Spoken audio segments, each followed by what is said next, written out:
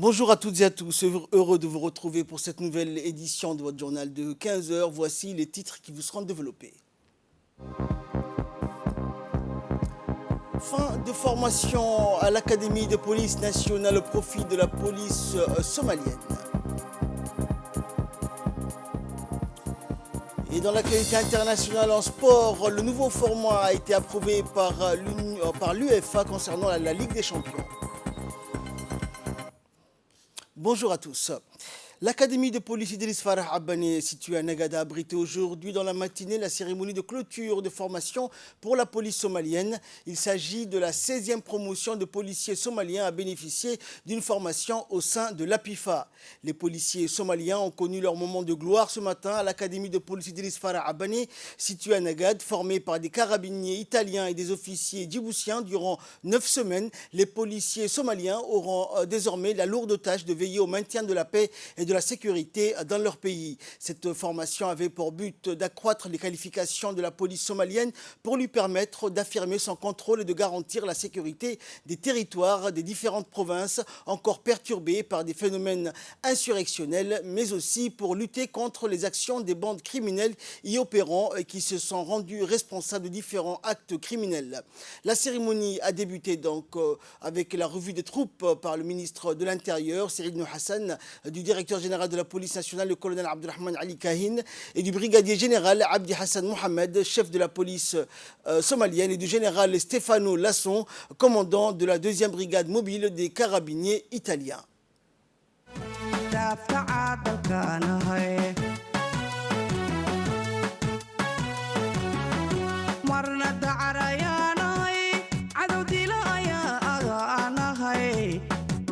Simo ogoli dib unokosho maaka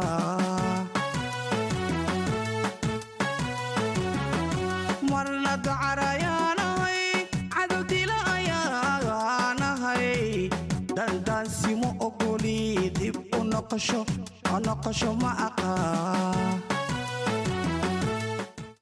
La cérémonie de clôture de ce stage a vu la participation du ministre de l'Intérieur et de plusieurs autres membres du gouvernement, du chef d'état-major général des armées, le général de corps d'armée Zakaria Cheikh Ibrahim, du directeur général de la police nationale, du général de la police somalienne et du commandant de la 2e brigade des carabiniers italiens, des représentants des corps diplomatiques et plusieurs autres personnalités civiles et militaires. Dolat ni man utagna dolat ni man utagna hey.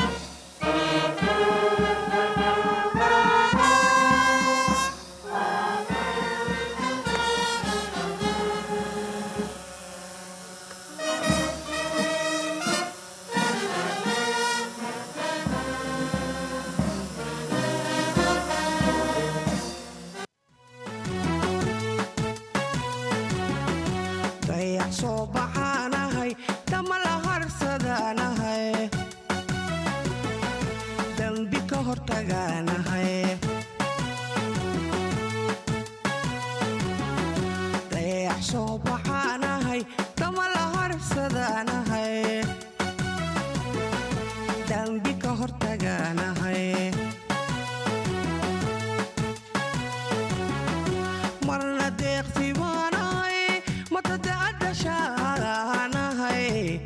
daruur hortay baan ahay dib u dhigasho ma aqaan marna deeqsi baan ahay matadaadashaan ahay daruur hortay baan ahay dib u dhigasho ma aqaan deer qaran ayaan ahay sharci kala dambayniyo dowladniman u taagnahay dowladniman u taagnahay. Et toujours dans le cadre de la cérémonie de clôture de formation, les jeunes recrues ont procédé par la suite à une démonstration pratique de différentes activités menées pendant leur formation dispensée tant par des formateurs djiboutiens que par des formateurs italiens et qui s'est déroulée du 13 mars au 11 mai au sein de cette académie de police. Au cours de ces 9 semaines de formation, les policiers somaliens ont été formés dans les différentes disciplines d'intervention policière dans le domaine de la protection de l'ordre public, des techniques d'enquête sur les scènes de crime, de la protection des personnalités. En un mot, comment assurer la sécurité des personnes et des biens à tout moment et en tout lieu en Somalie. Ainsi, ils ont prouvé donc aux officiels que leur séjour au sein de l'APIFA leur a permis de renforcer leur savoir-faire en matière de sécurité. Un savoir-faire qu'ils devront mettre en application dans l'accomplissement de leur mission chez eux.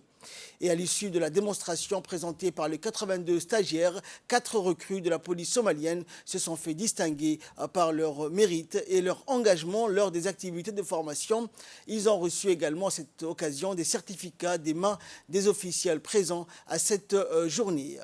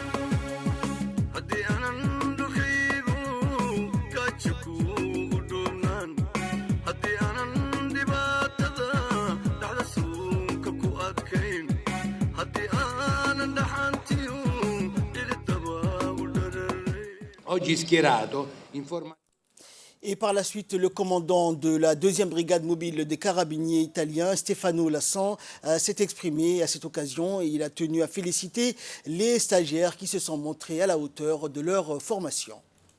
Quale prossime unità Darwish e quello dei vostri carabinieri istruttori. Grazie.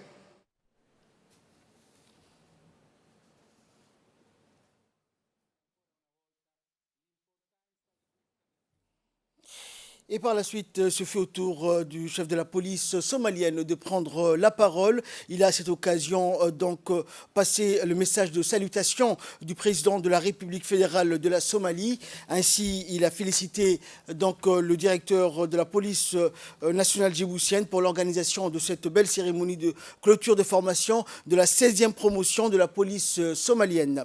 À cet égard, le chef de la police somalienne a mis l'accent sur l'importance de cette formation qui a duré 9 semaines pour 82 stagiaires qui sont à la 16e promotion de la police somalienne et formés par des carabiniers italiens et des officiers djiboutiens. Les policiers somaliens auront désormais la lourde tâche de veiller au maintien de la paix et de la sécurité dans leur pays. Et à la fin, le chef de la police somalienne a remercié les brigadiers, les carabiniers italiens et la police nationale pour leurs efforts et pour leur soutien indéfectible.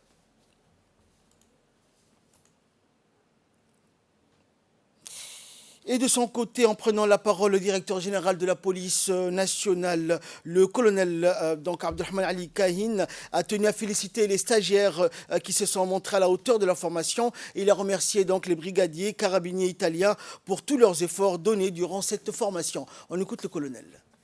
Ce matin, pour la cérémonie de clôture de la 16e Miadit Somalie, cette formation dispensée tant par des formateurs djiboutiens que par des formateurs italiens, s'est déroulée du 13 mars au 11 mai au sein de cette académie de police. Au cours de ces 9 semaines de formation, les policiers somaliens ont été formés dans les différentes disciplines d'intervention policière dans le domaine de la protection de l'ordre public, des techniques d'enquête sur les scènes de crimes, de la protection des personnalités, en un mot, comment assurer la sécurité des personnes et des biens à tout moment et en tout lieu. Je voudrais à ce titre remercier tous ceux qui ont contribué de loin ou de près à ce que ce stage pour les jeunes recrues somaliennes se déroule dans les meilleures conditions. Cette formation permettra à ce nouveau renfort de rehausser leurs capacités opérationnelles pour répondre aux défis sécuritaires de la nation somalienne confrontée aux menaces persistantes des groupuscules terroristes Al-Shabaab. Ceci répond également à la volonté du président de la République, son Excellence M. Ismaïl Omar Guelleh, qui a à cœur, jour et nuit, d'aider nos frères et sœurs somaliens pour que ce peuple vive en paix et en harmonie. Cette 16e promotion des policiers somaliens compte 82 stagiaires, dont 12 femmes. Depuis déjà plusieurs années, nous avons formé à l'Académie de police Idriss Farah Abane des centaines de jeunes policiers, lesquels ont été encadrés, écoutés, soutenus, suivis et appuyés par des équipes de policiers djiboutiens, mais aussi par des carabiniers italiens qui ne ménagent aucun effort pour la réussite de cette formation. La BIFA est désormais une académie moderne et un centre de référence régional grâce aux différentes formations de qualité offertes à son sein. En ce sens, je tiens à remercier le directeur de l'académie de police, le lieutenant-colonel Ilmi Daher Naïl et son staff, ainsi que les carabiniers italiens pour les efforts fournis au cours de cette formation, mais aussi pour le rayonnement régional qu'ils ont offert à la BIFA. Honorables invités, pour clore mes propos, je voudrais réitérer mes sincères félicitations aux jeunes recrues somaliens qui ont fait preuve d'assiduité et de sérieux pendant leur formation. Je voudrais dans ce sens vous rappeler que vous avez la lourde tâche de défendre votre pays contre tous ceux qui seront tentés de nuire à vos compatriotes. N'oubliez jamais que vous représentez l'espoir de demain pour le peuple somalien. Qu'Allah vous vienne en aide et vous appuie dans cette lourde responsabilité. Merci de votre attention. Et La cérémonie de fin de formation des policiers somaliens qui s'est tenue ce matin à l'Académie de police Idriss Farah Abani s'est clôturée par un petit déjeuner offert par le directeur général de la police nationale, le colonel Abdulrahman Ali. Les invités de marque qui ont honoré cette cérémonie se sont tous rassemblés et c'est dans une ambiance festive que les officiels se sont réunis. En fin de matinée, la journée s'est clôturée donc par un échange de cadeaux entre le directeur général de la police nationale, le colonel Abdulrahman Ali, le commandant de la 2e brigade mobile des carabiniers, Stéphano Lasson, et le général de la police somalienne, Abdi Hassan Mohamed, le directeur de la PIFA, le lieutenant-colonel Elmi Daher Miguel. Et la journée s'est clôturée par des danses et chants folkloriques orchestrés par la troupe Harbiya.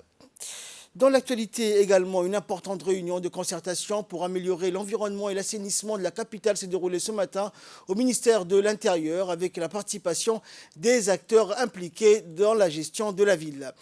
La réunion de concertation a été présidée par le ministre de l'Intérieur, Saïd Hassan, en présence du ministre de la Décentralisation, Rassim Haroun Ali, du maire de la capitale, Saïd Daoud, et des représentants des élus et du préfet, Ousmane Bilé, et tous les sous-préfets de la ville de Djibouti et les représentants de la voirie, de l'assainissement, de la police nationale, des forces de sécurité qui ont tous participé à la réunion de ce matin. Les discussions ont porté principalement sur les voies et les moyens de préserver l'environnement de la capitale en mettant le poids donc sur l'assainissement et la voirie. Et pour arriver donc à cela, une intense campagne de sensibilisation sera menée dans tous les quartiers de Djibouti-Ville et Balbala pour adopter donc les bonnes pratiques et améliorer l'environnement et l'assainissement de notre belle ville. Désormais, les ordures ménagères ne devront plus être jetées sur les voies publiques et doivent utiliser donc des camions-bennes pour le ramassage des ordures. Dans l'actualité également, chaque année, le 9 mai, la journée de l'Europe célèbre la paix et l'unité donc en Europe. Il s'agit de la date anniversaire de la déclaration Schuman. Ce jour-là, en 1950, Robert Schuman, alors ministre français des Affaires étrangères, prononce dans le salon de l'horloge du Quai d'Orsay, l'hôtel du ministre des Affaires étrangères, un discours historique dans lequel il proposait une nouvelle forme de coopération politique pour l'Europe qui rendrait impensable toute guerre entre les nations du continent. C'est dans ce contexte que le Kempinski Palace Hotel a abrité la journée de l'Europe dans une ambiance conviviale et amicale avec la présence des invités de marque. L'ambassadeur de l'Union européenne à Djibouti, Aïden Ouahara, a dans une déclaration retracé d'abord la vision du ministre français des Affaires étrangères Robert Schuman qui lançait alors l'idée de ce qui allait devenir l'Union européenne, puis s'est félicité des relations fraternelles et de la coopération dans divers domaines qu'entretiennent le gouvernement djiboutien et l'Union européenne.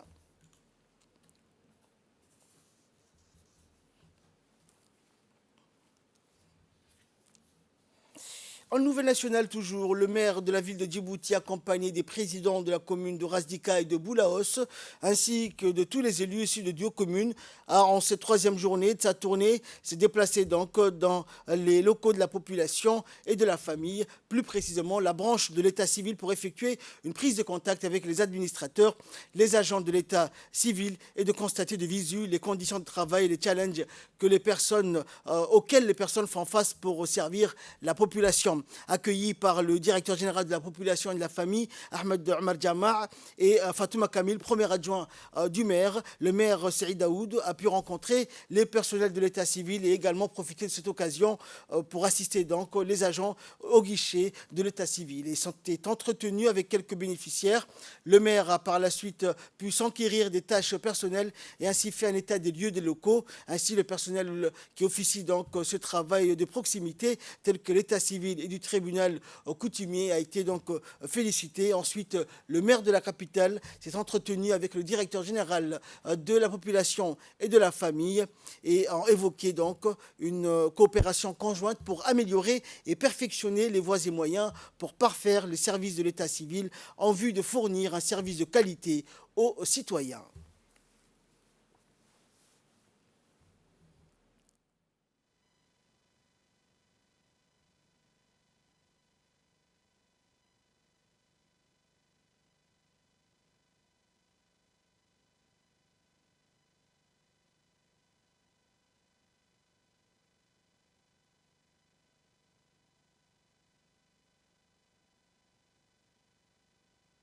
Aujourd'hui, nous sommes ici dans le service de biométrie Et là, nous avons reçu le maire de Djibouti qui est venu visiter l'état civil d'abord, l'état civil central de Djibouti. Et ensuite, nous sommes passés à l'étape suivante qui est le service de biométrie. L'état civil et la biométrie travaillent bien sûr en binôme. C'est deux services qui travaillent ensemble. Nous délivrons les actes de naissance, l'état civil au niveau de l'état civil et les actes de décès, les fiches familiales. Et là, nous travaillons ensemble. Les actes de naissance, avant d'avoir la carte d'identité, il leur faut l'acte de naissance, bien sûr qu'ils délivrent ici, mais il leur faut la copie intégrale. Et la copie intégrale, puisque nous avons tous les archives chez nous, c'est au niveau de l'état civil que nous délivrons les archives. Et bien sûr qu'il y a beaucoup de contraintes. Hein. Les contraintes sont là, les gens arrivent, nous n'avons pas un guichet de timbres. Et le dépôt se fait par exemple aujourd'hui et la délivrance se fait le lendemain. Tout ça parce que nous n'avons pas un guichet de timbres. Et si nous aurons un guichet où on peut acheter les timbres, les gens peuvent acheter les timbres, je pense que l'acte de naissance et tout document que nous délivrons au niveau de l'état civil sera facilité. Et de son côté, le maire a expliqué que l'objectif de la tournée consistait donc à faire un état des lieux pour mieux répondre aux besoins et de se rapprocher donc de la population à l'avenir. On l'écoute. On est venu visiter les centrales d'état civil. J'ai à ma droite la première adjointe de la mairie et le deuxième adjoint. C'est pour voir toutes les étapes de l'état civil. Nous avons en même temps été accompagnés et accueillis par le directeur de la population pour voir exactement, parce que nous avons constaté qu'il y avait des anomalies, pour qu'on puisse faciliter à la population de passer de l'ère analogique jusqu'à bientôt le numérique qui va démarrer dans les mois à venir, Inch'Allah. Et c'est une de notre prérogative en tant que maire de Djibouti de voir exactement les différents services qui sont sous la mairie en attendant qu'il y a d'autres compétences qui vont être transférées à la mairie, Inch'Allah, dans les mois à venir. Et je remercie aussi les personnels de l'état civil et des numériques.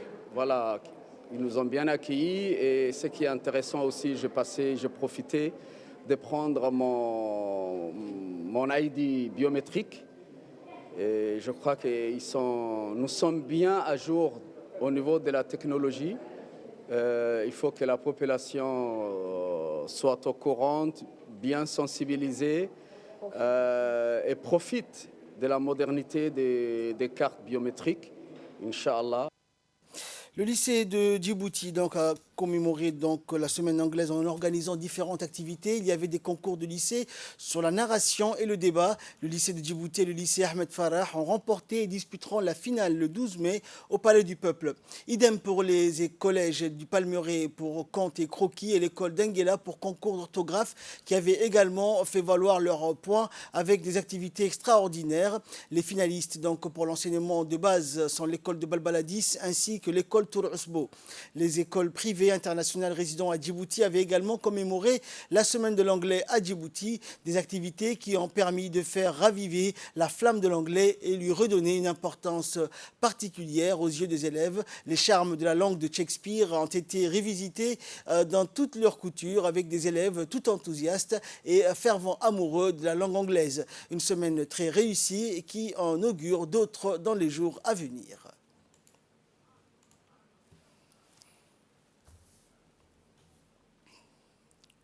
Oui, nous avons organisé une compétition qui fait partie du cadre du English Week et dans lequel nous sélectionnions les meilleurs collèges, que ce soit pour le storytelling, la narration d'une histoire en anglais, qu'elle soit réelle ou imaginaire, et le deuxième volet qui consistait à présenter des sketchs ou d'autres activités, toujours en anglais.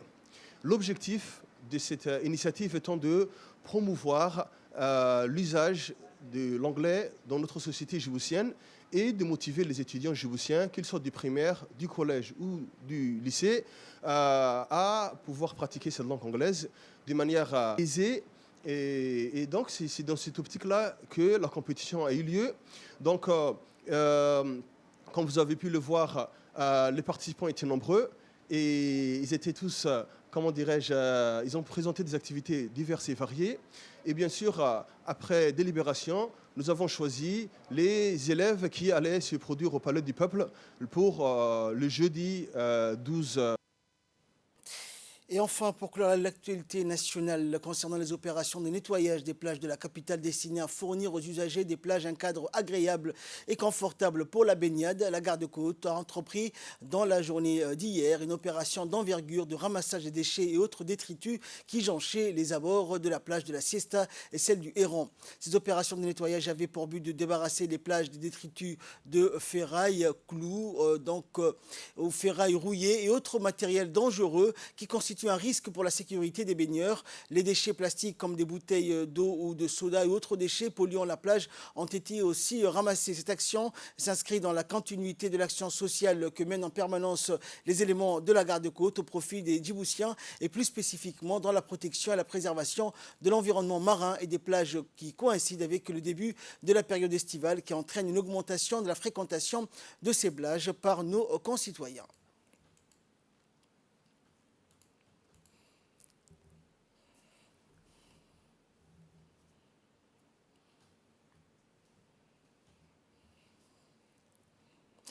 Et nous clôturons cette édition en sport. Ligue des Champions, le nouveau format approuvé par l'UEFA. La Ligue des Champions changera à partir de la saison 2024-2025.